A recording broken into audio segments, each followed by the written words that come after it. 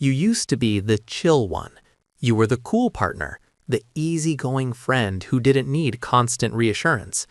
Then, suddenly, you're refreshing a scene receipt like it's a life support monitor. You're overanalyzing the punctuation in a K text, and you've convinced yourself you're becoming insecure. But here is a psychological plot twist. You didn't catch insecurity like a cold. You didn't suddenly develop a personality flaw. You aren't becoming insecure. The situation you are in has become insecure, and your brain is just reacting to the data. It's like being in a room where the floor is vibrating. You aren't clumsy for stumbling. The floor is just unstable. This matters right now because we've been gaslit into thinking our nervous system's warning lights are actually character flaws. Think of your confidence like a Wi-Fi connection. When the signal is strong and consistent, you don't even think about the router. You just browse. You're chill. But the moment that signal starts flickering, the moment someone becomes inconsistent, hot and cold, or emotionally unavailable, you suddenly become an IT expert.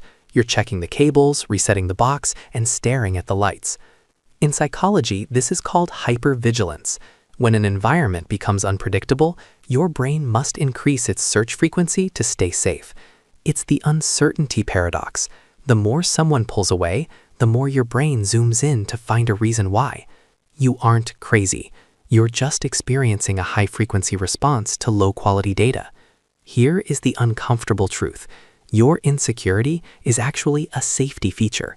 It's your brain's way of saying, this environment is unstable. Stop relaxing. If you put a professional swimmer in a pool of lava, they aren't a bad swimmer.